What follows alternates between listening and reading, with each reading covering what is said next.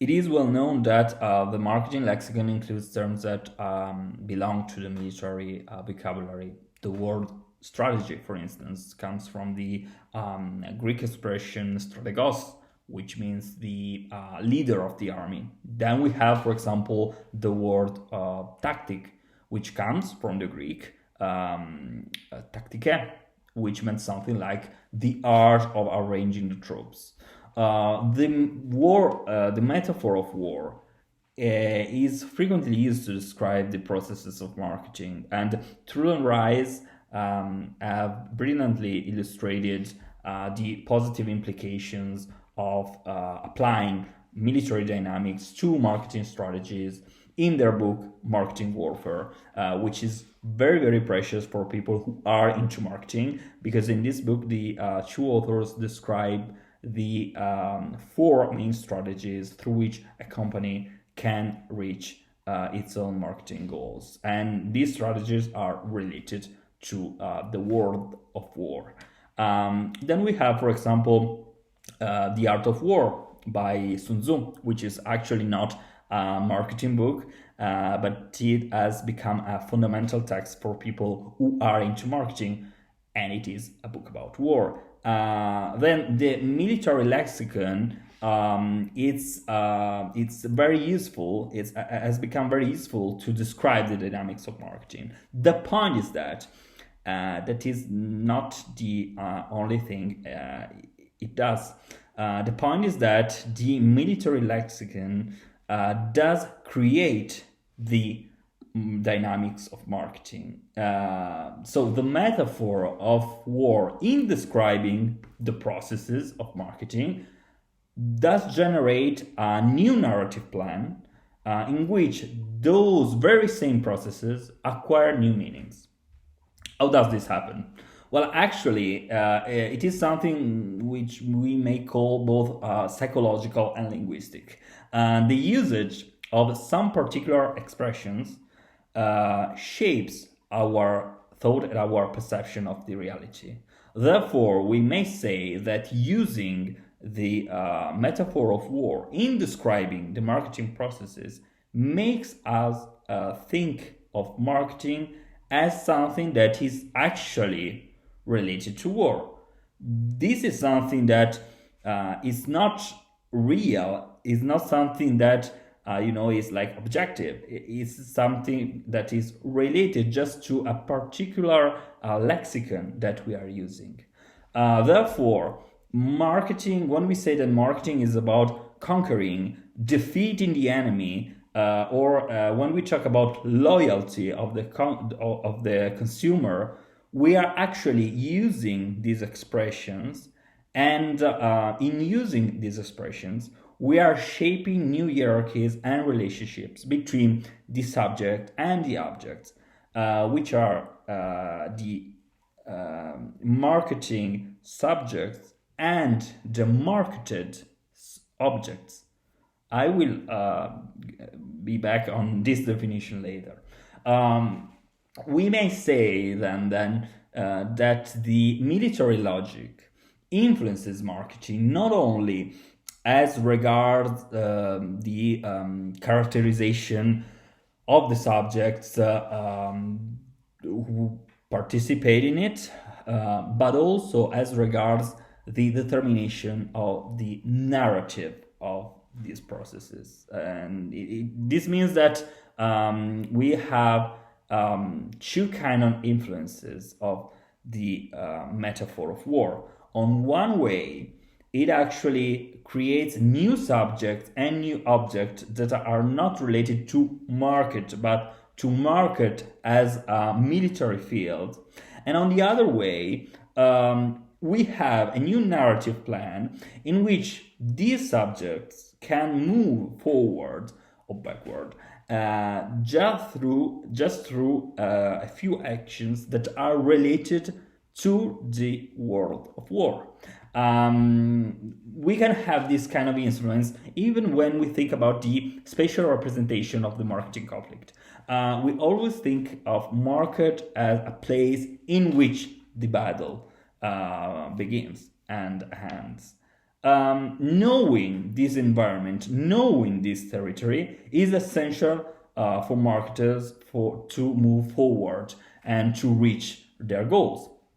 This means that we do not have, and it's very difficult to imagine because we are really into this vision of marketing, but we do not have something that is created from nothing.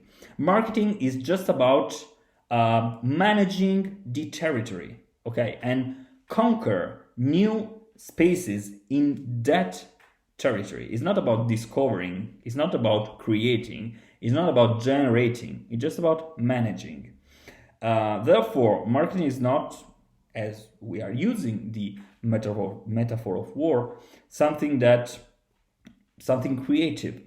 Is something that is more related to the art of moving things from one place to another.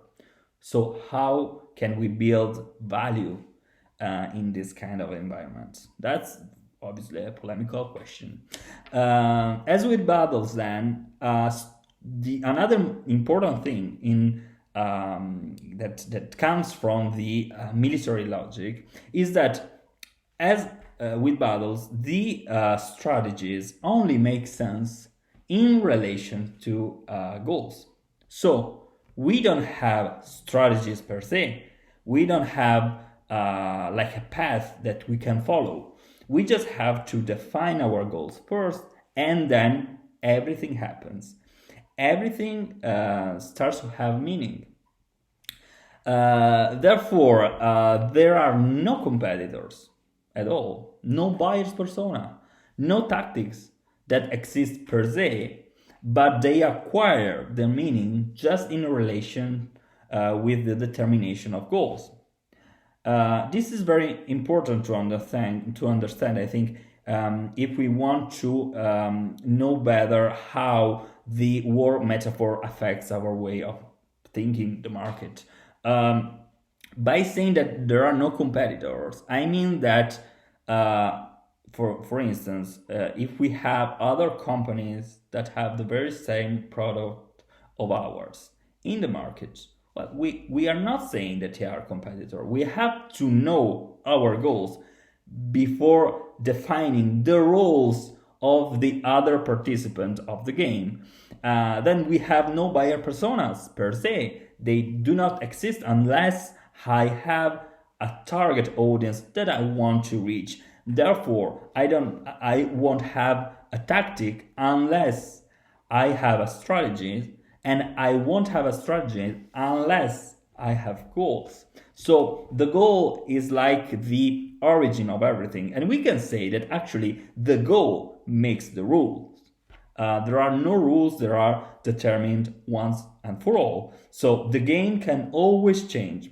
That's really interesting because it can help us to understand the second impact of the influences of the military logic into marketing. And that impact is what I call the marketing telling. So it's something that is related to the way through which we think about success and failure in marketing. We think of it as related to those that we call case studies. So the case studies are actually the results of a storytelling of the conflict. And that's interesting because case studies are something and are, like texts or videos or something like that tells about a particular marketing strategies just after it actually takes place. So the point is that marketing is always like a past tense action. It's not about future. It's not about present. Marketing is something that happened. It's something that is told. We cannot see a strategy. Okay, it's really, really, really difficult. We can see the tactics, but we cannot see the strategy. So when we speak about marketing strategies. And when we speak about marketing itself, marketing processes, we are speaking of something that is told by someone to somebody. And that's interesting because it's the very, very same dynamic of romance, for instance, and of writing. It's something that is more related, I would say, to literature than to other kind of disciplines. It's more related to literature than to science. Uh, so these are some observations of mine related to the, as I said it in the very first place, the effect of the usage of some particular expression that are related to the war, to the conflict lexicon, and about then their reflection into marketing.